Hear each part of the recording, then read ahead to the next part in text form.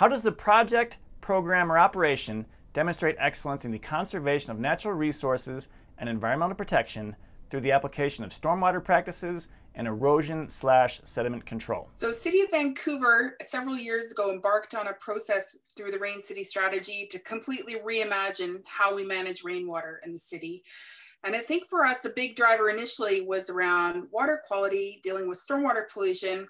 But then we started to realize actually just how much potential stormwater management through green infrastructure systems has for meeting all kinds of city goals.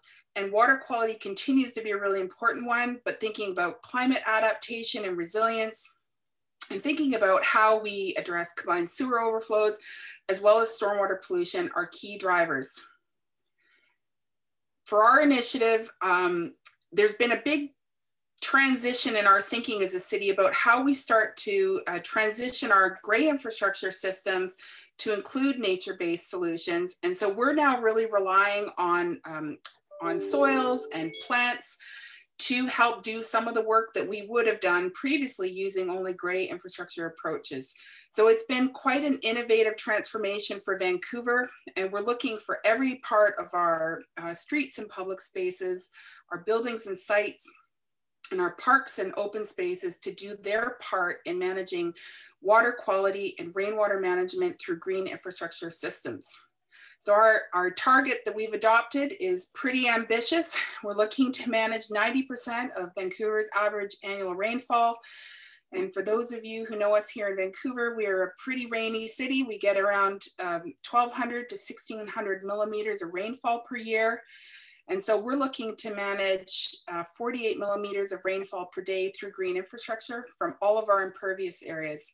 And of course, sediment management and erosion control is a really critical part of our programs, both from the outset in terms of our design approach to our ongoing operations and maintenance programs, and looking at how to do that most effectively and cost effectively as part of our process for protecting water quality and achieving our water management goals.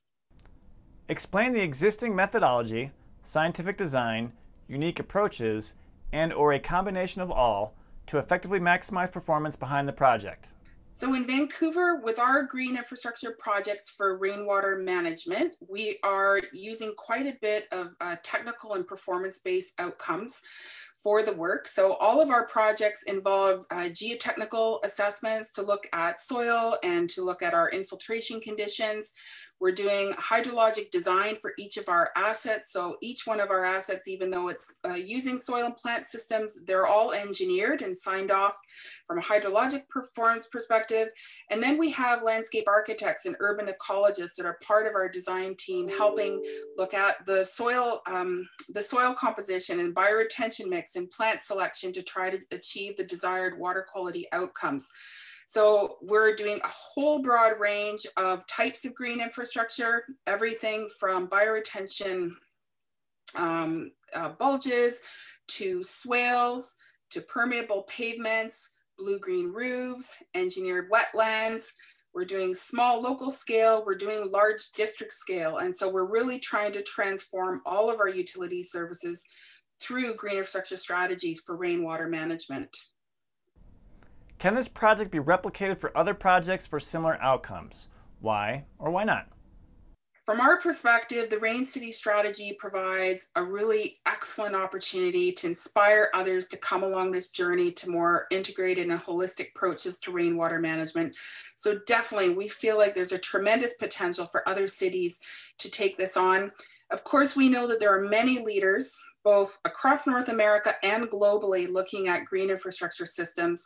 What makes the Rain City strategy and our efforts here in Vancouver a little different is that we're really moving beyond just thinking about it in terms of the utility context to integrate green infrastructure and water sensitive design approaches into our land use planning, our transportation planning, our community plans, and how we're both basically planning and delivering infrastructure and systems throughout the city. So it's a very interdisciplinary, interdepartmental, and sectoral initiative where we're really thinking about water management as being fundamental to how we move to the future for a climate resilient city that protects water quality and invests in healthy urban ecosystems.